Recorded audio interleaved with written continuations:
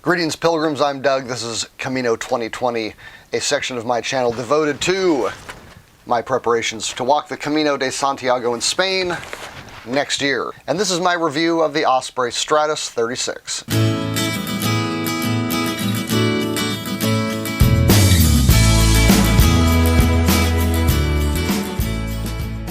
I'm going to just kind of go over the basic features of this pack. We'll just start at the top. It's got the conventional lid style top piece, pocket in the back. One of the things I really like about the pockets in these is that they have a very bright interior, so it's easy to look around and see what you're looking for. This is a very generous lid. You can get a ton of stuff up here. On the back, you've got the mesh pocket with the bright key holder. Also fit quite a bit in here. On the top, you've got the drawstring pouch. It is a single compartment inside here with a hydration reservoir elastic pouch right there. And of course, all the usual holes and straps that you need to tie down a hydration hose if you so choose.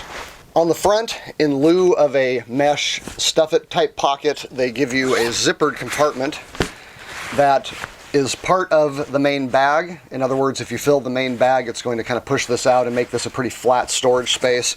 It does come out a little ways, so this would probably be good for a jacket or something, as long as you don't mind putting something wet inside here. You're obviously not going to get any kind of aeration or drying capability if you keep it inside here with the zipper shut. On the sides, you've got just about perfect size mesh pockets for tying down trekking poles, tents, whatever, or just putting in water bottles. The compression straps along the side that cross over the mesh pockets do have the under-over feature, so you can put these through two little holes and keep the pockets out even if the pack is strapped down, or you can use the compression strap to tie down whatever is inside there.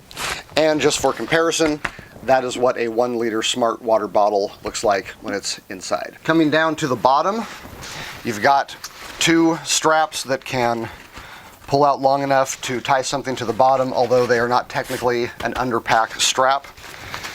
Dual zippers open up a compartment that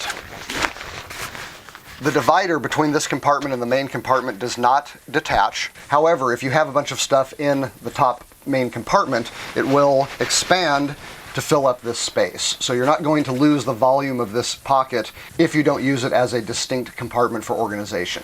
However, if you do, this will push up into the body of the pack and give you quite a bit of room. I was actually able to get my entire Lazy Bear blanket without extra compression into this compartment pretty easily. Okay, and then underneath this storage compartment, pretty much at the bottom of the backpack, is another flapped enclosure with the included rain cover. This is not something that comes with all backpacks and certainly not with all Osprey packs, so this is appreciated. This is easily detachable, so you can toss it if you don't want it, and there's actually quite a bit of space in here, even with the rain cover in. I mean, I can still fit both of my fists in here, and this compartment does not take up any room in the main body of the pack. And speaking of compression straps, along with the two on the bottom and the two on the pockets, you do also have two lifting straps that go up the side, and that is it for compression. Now behind this strap on the front is a side zipper, which allows you to get into the pack. You can very easily reach things at the bottom and the top. There is not a zipper like this on the other side. This is not a panel loader. This is just side access via the zipper. Coming around to the back, you will see that these are just the load lifter straps, so don't confuse these with lid straps. It is not adjustable and it does not come off. You've got the handle, load lifter straps, and you have Osprey's famous Air Speed backing system. This harness keeps the pack well off of your back, nicely padded shoulder straps, and webbing that goes all the way into the belt itself. Sternum strap with whistle. You've also got very good sized hip belt pockets. These zippers open up about 6 inches.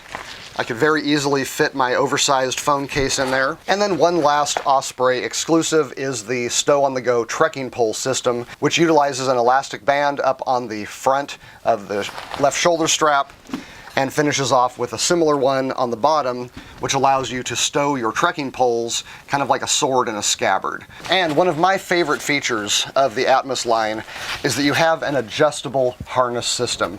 And this is getting to be so rare on packs this size. You very easily just reach in, tear open the Velcro, slide this panel up and down, reseal it, and you've resized the pack. This is a very feature-rich pack. This is definitely not your ultra-lightweight backpacking pack. This pack is listed on Osprey's website at 3.3 pounds, or about 52 ounces. On my scale, it came out to closer to 54 ounces.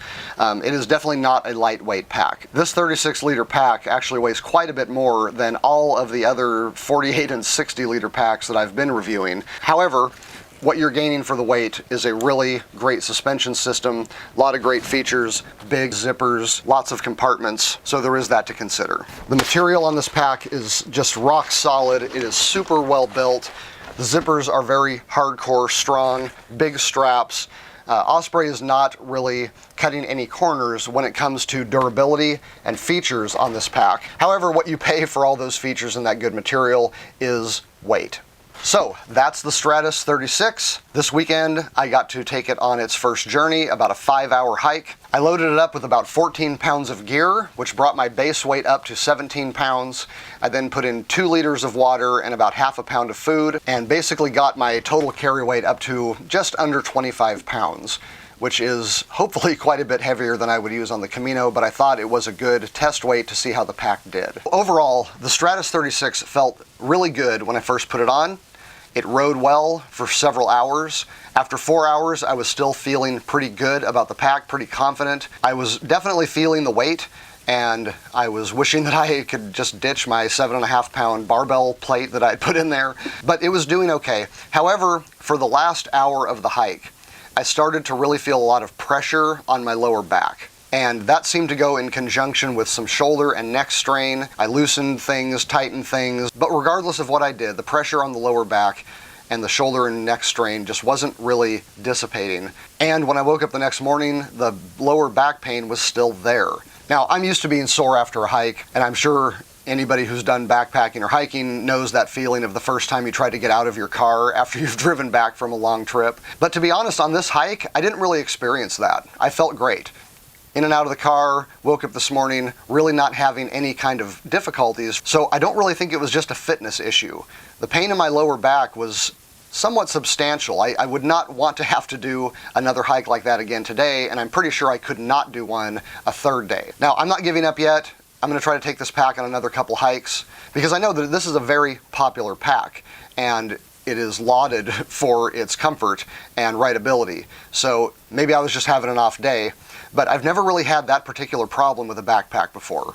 But besides that, objectively speaking, this is a great pack. If it fits you well, I think it's going to serve you well. It is feature rich. It's got a great suspension system. If those are the things you are looking for in a 36-liter pack, I think it would be difficult to do much better than the Osprey Stratos 36. All right, I hope this video has been helpful to you. If it has, please give the video a like. And if you're into Camino stuff, hiking, gear, backpacking, hit the subscribe button. That is what this section of my channel is all about. Click the bell notification if you'd like to know when new videos drop. And until next time, I'm Doug.